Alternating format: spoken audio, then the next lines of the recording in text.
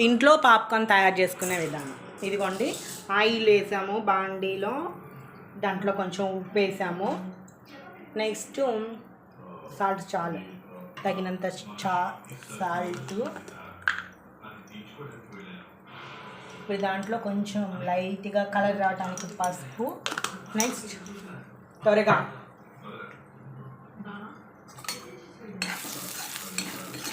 దాన్ని మ్యాగ్నేట్ చేస్తున్నాడు.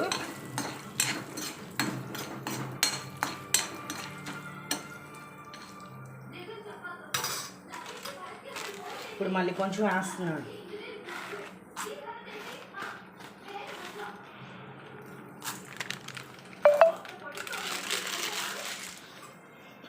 త్వరగా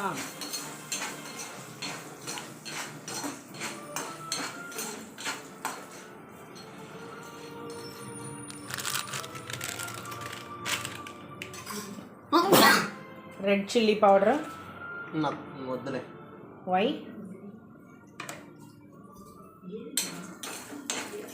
ఇట్లా చేస్తున్నాడు, చూస్తారు కదా ఎట్లా చేస్తున్నాడు.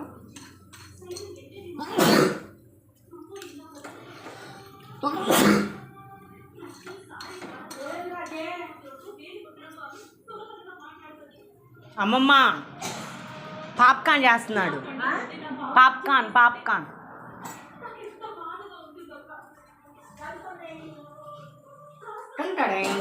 ఇప్పుడు దాని మీద మూత పెట్టాడు. ఇప్పుడు అది టఫా టఫా టఫా అని మోగుతూ ఉంటుంది. ఆల్రెడీ ఇప్పుడు పాప్కార్న్ చేశాడు. ఏ విధంగా ఉన్నాయో టేస్ట్ చేసి చెప్తాం. ఓకే,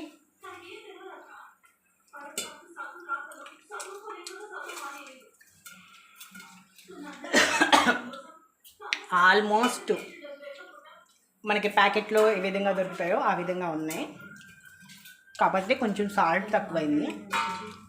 జస్ట్ కొంచెం ఘాటుగా కూడా ఉన్నాయండి, ఎందుకంటే దీంట్లో రెడ్ చిల్లీ కారం, రెడ్ చిల్లీ పౌడర్ కూడా వేసాడు.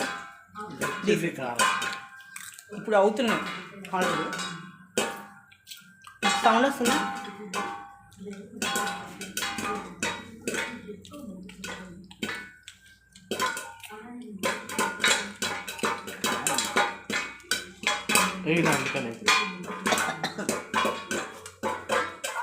నిన్నెందుకమ్మా ఏం చేసుకుంటా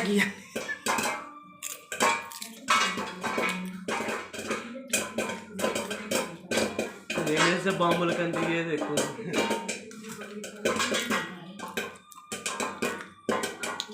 రెడీ అవుతున్నాయి.